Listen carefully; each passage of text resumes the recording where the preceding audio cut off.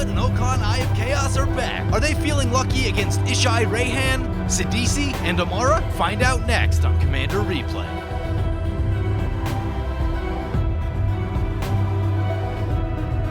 Welcome back, everyone. Playing some more Okaun Eye of Chaos and Zndrsplt Eye of Wisdom. One land with a mana crypt, huh? No additional card. Fabricate gets us in. Yeah, I think I'm gonna mulligan that. I do like most of these cards, but we're gonna need more lands. Both of our commanders cost 5. All right, so how about that? That is much better. 2 lands, some color, a soul ring to get us going. If we get Zndrsplt down nice and early, then that'll get us into some card draw to find more lands. So I like that. And once we do that, we can also use the Stitch in Time. It should be a pretty good card for us. So we'll keep right there. So today we'll be facing off against Ishai Ojutai Dragon Speaker, partnered with Reyhan Last of the Abzan, and a turn 1 Soul Ring for them as well. So that's going to be a 4-color deck. Cast a spell, looks like probably a +1/+1 counter theme going on with that deck. So that should be interesting. Same colors as Atraxa, so could be similar to like a Creatures Atraxa deck. We'll see what they're up to. Next up, we have a Sidisi Brood Tyrant, 1 black, green, blue for a 3/3 that's gonna do some milling and create creatures for every creature that gets milled from its owner's library. Seems pretty good. And finally, an Emmara, Soul of the Accord. I've seen this thing 2 or 3 times. It gets pretty nasty really quick.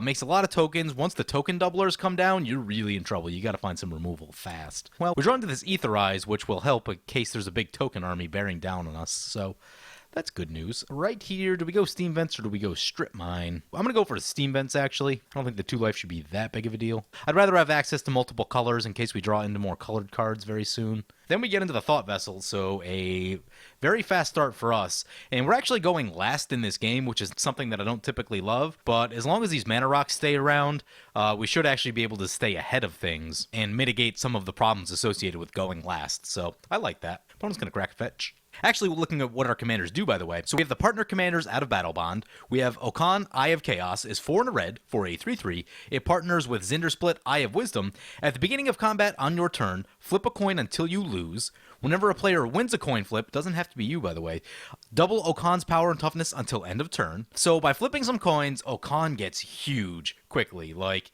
he gets limits of MTGO huge. Like 32,000 power kind of stuff. So it gets really, really crazy. And our deck will be primarily focused around getting Okaun down, flipping some coins, and giving him unblockable so that we can get through for lethal commander damage. And then he's partnered with Zndrsplt Eye of Wisdom is 4 and a blue for a 1/4 that says partner with Okaun, and at the beginning of combat on your turn, flip a coin until you lose. Whenever a player wins a coin flip, draw a card. So this one's actually very relevant for people that play Mana Crypt, because other players' Mana Crypts can cause you to draw with if you have Zndrsplt down, which is really nice. Emmara, Soul of the Accord coming down. Yep, that's the beauty of a 2-mana commander. Doesn't take long to get him into play.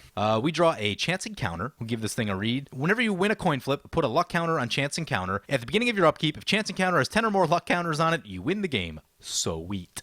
So we'll lay down a Strip Mine right here, and we're actually going to go for Zndrsplt so that we can try to draw into some more lands. So partner ability will trigger. Doesn't do that much in commander. Does give you a shuffle if you're in bad need of a shuffle. We'll choose heads. Oh, lost the flip. Bummer. So there's Ishai Ojutai Dragon Speaker coming down. Reyhan came down last turn, by the way. So whenever an opponent casts a spell, get a +1/+1 counter on that Ishai. Seems pretty good. And Reyhan going to swing into the Emmara opponent. Apparently they've seen Emmara go off a few times as well.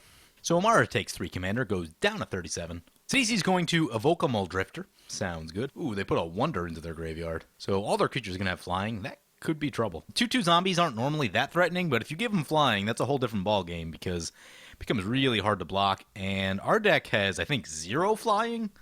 Actually, there's a Locust God. So Locust God is about our only real defense against flying, other than just burning everything out. So Emmara going to swing into the Sidisi, and we'll make a 1/1 lifelinker. Yep. Getting that token game started. Sweet. We draw a land off the top. That is most helpful. Really want to keep making the land drops. So this turn, I think I'm going to go for Chance Encounter, just so we can get that going, because it would be super sweet to get the Chance Encounter win. And then I'll also get down the Swiftfoot Boots, and that means that next turn we can play our commander, put the boots on it, and then really go to town. So we're going to crack the fetch. Ooh, hey, oh, nope, we're going to get into that awkward situation again. There's no Volcanic Island in this deck, so I got to change the mana base around. We need less fetches in this deck, I think. Without having Volcanic Island, I don't know if it makes a ton of sense to have all the fetches in there, especially the partially off-color ones. So grab an island. Yup, pretty awkward. What to do instead? We still have 6 mana. We have 6 mana total. I guess we just play our commander unprotected. That'll give us more coin flips, more card draws, hopefully keep hitting lands, that kind of thing. So that's going to put a trigger on the Ishai. So Ishai getting pumped up a little. The partner ability will trigger again. We will go to combat. We'll go Tails for this one, and Tails for that one. Lost both flips. Ouch. Ouchie, ouchie, ouchie. I don't think swinging in for 1 with Zndrsplt is really where we want to be. Not doing well on the coin flips this game. We had, what, 3 coin flips and we've lost all of them? We'll have to start coming up our way eventually, but I really wish we had that Volcanic Island, though. I really wanted to go for Swiftfoot Boots and Chance Encounter last turn. That way we can start putting counters on Chance Encounter, and, you know, as that gets higher, opponents will have to remove it, or if they don't, we'll eventually just win the game. So that's pretty fun, right? So Ishai, Dragon Speaker, coming back in, and Reyhan gonna swing into the Sidisi opponent. Sure. If we win the Stitch in Time coin flip next turn, like 2 players out of the game. It may not happen depending on, you know, how everything else goes, but there's a very reasonable chance of that happening. And Sidisi comes down. Sidisi will mill, and they get a zombie out of the deal. Scourge of Neltoth. There's one I haven't seen before. You may cast it from your graveyard by paying black and sacrificing 2 creatures rather than paying its mana cost. Well, I guess they could turn their 2/2s into a 6/6. What set is that out of? It's in one of the treasure chest things. One of the treasure chest kind of things in Magic Online, so... There's an Emmara coming down for the Emmara. That's something we'll want to keep in mind as the game goes longer, especially now that they're cracking a Crosenberg. Luckily, we do have a Strip Mine, so if they start getting close, we can Strip Mine that. We'd love to see a mountain off the top right here. Starstorm, you say? Starstorm for 3 would kill everything except the Ishai? I'm just going to go to combat, see how the flips go, and then I'm going to think about the Stitch in Time. Maybe we should go Stitch in Time first. Yeah, let's go Stitch in Time. We're going blind on it, but what can you do? So, Stitch in Time. Really hope we win this one, even though luck has not been on our side so far. Let's go Tails. Lost the flip. Oh, man. Cannot catch a break. So that's 4 in a row that we've lost. Let's go Tails again. Lost the flip. And Tails one more time. Wow. 6 in a row. Are you kidding me? Oh, man. I mean, the worst is there's like not even anything I can do about that. Put the boots on the Okaun. Opponent's both saying ouch and sad face. Yeah, lost 6 in a row. Man, that is some bad flipping. Where's Kruk's Thumb at? We really need Kruk's Thumb. Also, I really wish that Kruk's other thumb was printed in black border and not silver. There's a couple of cards in Unstable that are really cool that I wish they printed in black border. The other ones being 3-Headed Goblin, I think is super sweet, especially for like my Aurelia decks, and the Earl of Squirrel is a super cool card. And like I don't think any of them would be broken either. Like some of the like legendary ones there might be some issues with, but there's Liliana of the Dark Realms coming down. Ishai gonna swing into the Emmara opponent, and Reyhan into the Sidisi. So Sidisi down to 32 6 commander, and Emmara down to 31 6 commander. Sidisi is going to dredge, which triggers the Sidisi ability again. Puts a Scarab God into the graveyard. Sidisi going to swing into the Liliana, sure. Interestingly, Sidisi doesn't control an island yet, so Wonder is not giving everything flying just yet. But I'm sure they'll run into one. So, opponent going to throw their Herald of Secret Streams in front of the Sidisi, which says, creatures you control with +1/+1 counters on them can't be blocked. Yep, that's probably a pretty good one to get rid of, although it's like opponent's got something. Let's find out what it is. Gonna Bioshift. Alright, so that's gonna kill the Sidisi. So, Herald of Secret Streams, now a 7/8, cannot be blocked. Growing Rites of Itlamok for the Sidisi opponent. Sure, they need 4 creatures at the beginning of your end step. There's a Gravecrawler, so they will be able to flip over the Growing Rites, and that'll give them quite a bit of mana for next turn. Unfortunately, this Herald of Secret Streams is now so big that we can't burn it out with Starstorm. Also, we're short a second red mana. I really need to find a mountain. Honor Warren Shaku coming down. Tap an untapped legendary permanent you control to untap it. Make mana weird. So you can turn your legendary permanents into colorless mana? Oh, right, that makes sense, because, yep, Emmara just wants to be tapped. Doesn't care why you tap it, or how you tap it. And then Emmara just scoops the game. Interesting. Well, things are going to get interesting now. We need to win a couple coin flips at some point here. We draw a Hedron Archive. We will hold off on the Hedron Archive. We'll do that in the second main phase.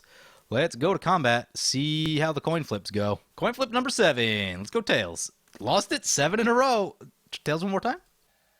Oh, we finally won a flip. And then we got a million triggered abilities somehow. I don't understand what just happened. What? I gotta check the log right here. Flip the tails, flip 2 tails, flipped 4 tails, flipped 5. Wow. So, yeah, the first 8 in a row that we missed, or 7 in a row that we missed. Woo! So, Okaun gonna be huge. Wish we had that chance encounter down, but sadly we do not. So here comes the card draw. It's a 1536, 1536. Wow. I think that the 4-color opponent is a little bit further ahead right this turn, so I'm going to go after them. Oh, man.